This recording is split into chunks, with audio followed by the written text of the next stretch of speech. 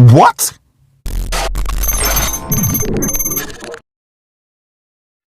What's up, everybody? Welcome to another video. Welcome to the channel. Now, last week we saw the sentencing of Kim Porter, the police officer who shot Daunte Wright during a traffic stop. She mistakenly grabbed the gun instead of a taser. She actually yelled out, "Taser, taser, taser," but she shot one shot straight through Daunte Wright's chest, leading to his demise, unfortunately. Now, last week she was sentenced to 2 years in prison, and they said, given that she has spent some time in prison already, and for good behavior, she could be released in about 14 months or thereabout. Now, this didn't sit well with a lot of people. Some people are saying this is an injustice to black people. But, you know, when it comes to MSNBC and it comes to their #1 race baiter, Joy Reid, they will always have to go a step further. So, Joy Reid, I think, as about this time, I think she's toning down a little bit on her race baiting, but she needed to solicit the help of somebody else. She solicited the help of a regular on the show by the name of Elie Mystal. Elie Mystal writes for The Nation, a very, very liberal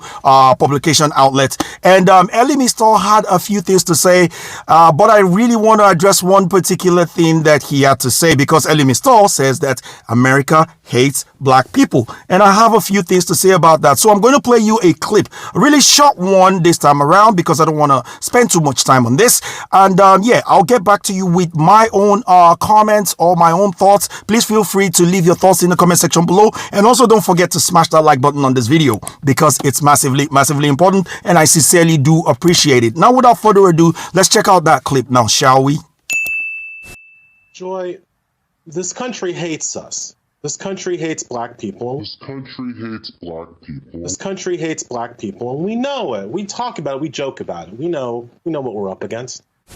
And today, Judge Regina Chu was that hatred, that icy hatred around our throat. She was the spit in our face today.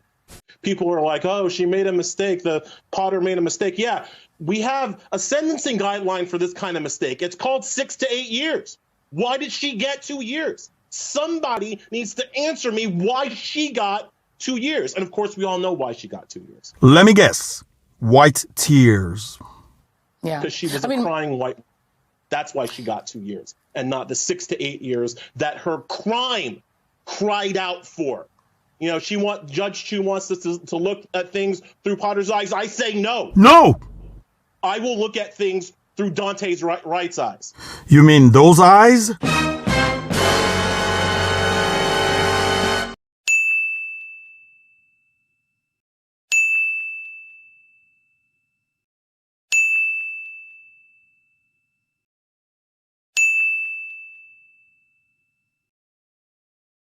Now, I hate to pull that up, but I'm sick of these race baiters always trying to glorify criminals. Daunte Wright was no role model, and it has nothing to do with the case, and I'm not trying to say that he deserved to die, but Daunte Wright was not someone that anybody should say they want to see things through his eyes at all. Okay, so there are a couple of things that I want to address there. First of all, he attacks the country. He says, you know this, that the country hates us. Now, I'm going to tell you the reason why he said the country, because when it comes to the modus operandi of MSNBC, especially Joy Reid, what they usually attack is white supremacists. They use words like white guilt, white tears, which he also used. They also use words like white fragility and so on and so forth, but they're always saying that the country is plagued by white supremacists. Now, if this judge was somehow a white judge, he would have said that this judge is a white supremacist, and that's the reason why they actually gave Kim Porter a lesser sentence. But as this judge is an Asian judge, he cannot go full out right to address Asian people and call her the Asian face of white supremacists. And even if this judge was a black person, he would have said this judge is the black face of white supremacists. This is the mode of operation when it comes to MSNBC. But why attack America this time around? Well, because the judge is Asian. Because she's Asian, you cannot attack Asians. There is a bill against actually hate speech against Asians or Asian Americans, and so he has to qualify her as an American. All of a sudden, Asian American is an American. But the question I want to ask is, aren't black people also Americans as well? Because the way he's speaking, he's talking like as if black people in America are a single sovereignty, you know, the same way that the Vaticans are a single sovereignty inside of Italy or something like that, that black people are a single sovereignty of a country inside of America that is separate from America, that America just hates and loves to perform injustices against those people. Now, if we are going by his term or his premises that because this woman got a lesser sentence that was expected, well, if we go by that premises that whenever somebody gets killed, it's only happening to black people, that police are escaping, get in charge, or some form of accountability, well, I'd like to list 3 names that we need to put in perspective in that same premises.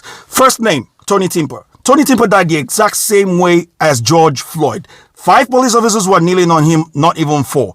4 of those police officers were Hispanic. 1 of them was black. The guy that died at the end of the day, who was white, of course, under the knee, who was also saying that he couldn't breathe until he died as well, just like George Floyd did.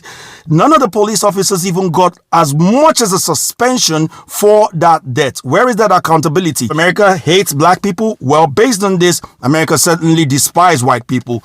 What about Daniel Schaefer? Daniel Schaefer actually complied. Police officers were giving him orders. They told him to kneel down. He had his hand at the back of his head and they said, move closer, kneel down, crawl over to us. And then he was expecting that they would tell him to stand up and put his hand at the back of his head. So he was about to do it and the police officer shot him 5 times. Now, guess what? The Daniel Schaefer situation, police officer was charged, however, acquitted. Definitely, if the country hates black people because of the sentencing of Kid Poller, well, they didn't even sentence this guy at all, which means the country definitely despises white people. About Ryan Whitaker. Ryan Whitaker, there was a noise complaint and somebody called the cops and said there is noise complaint, maybe loud noise. And I think him and his wife were playing a video game. So at the end of the day, police officers got there. They barged on the door. They knocked on the door. He comes out with a gun because he doesn't know who's knocking on the door. Police officers tell him, drop the gun. And in 2 seconds before he was complying, they showed this slowly that he was complying. As soon as he saw it was police officers,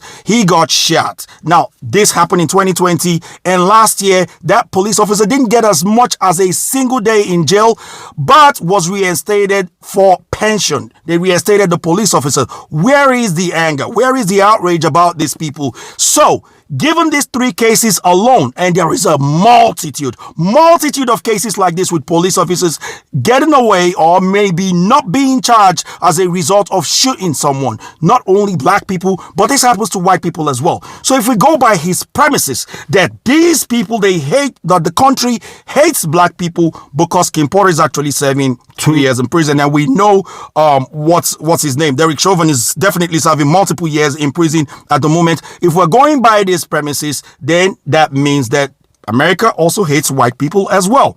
The justice system isn't perfect. Neither is the policing system. There still needs to be a lot of reform, and these things are things that they need to talk about. But it doesn't affect only black people. But that's what these people want us to believe, that, oh, if you are black, you're in trouble. You can be pulled over for driving while black. Now, this leads me to what Joy Reid actually said on the show herself. This actually got my eyeball rolling. With good behavior and time already served, Potter could be back home with her family in just 14 months. 14 months for the shooting death of the 20-year-old Wright, who was pulled over for an expired registration tag and an air freshener hanging in the back windshield, which is all to say he was pulled over for driving while black. So what Joy Reid is trying to tell me is that black people are the only ones that drive with expired license plate as well as have an air freshener hanging from the back of their car. That's the definition of driving while black. Let me let you guys understand one thing. The producer of that show isn't black, it's Asian. The writers of that show, most of them are white. And the owners of that show who sign off on this thing, they are white. These are white liberals' perception of what black people are, but they can't come out and say it themselves. This is why they put black people in front of them. So the exact thing that people like Joy Reid accuses other people of, people like Candace Owens or Larry Elder and the rest of them, not that I totally agree with those two on everything, but I'm just saying, exact thing that they call those people saying that they're the black face of white supremacists is the exact thing that Joy Reid is, because she speaks on behalf of racist white owners and say the things that they can say on their behalf. The fact that she could express that on her own show, saying that a black person can be identified by expired license plates as as well as an air freshener hanging at the back of their windscreen